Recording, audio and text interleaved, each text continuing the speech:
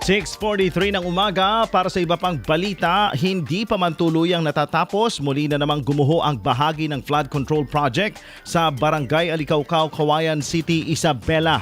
Ito ang ikalawang pagkakataon na nakapagtala ng pagguho sa nabanggit na proyekto matapos ang unang pagguho nito noong buwan ng Setyembre.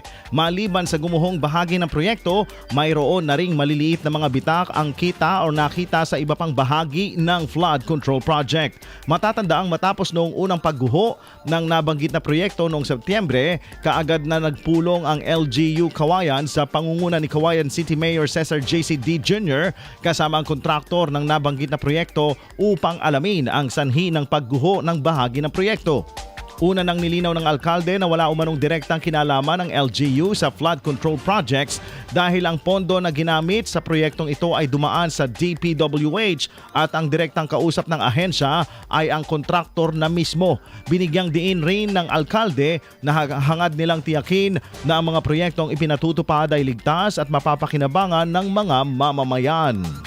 IFM News.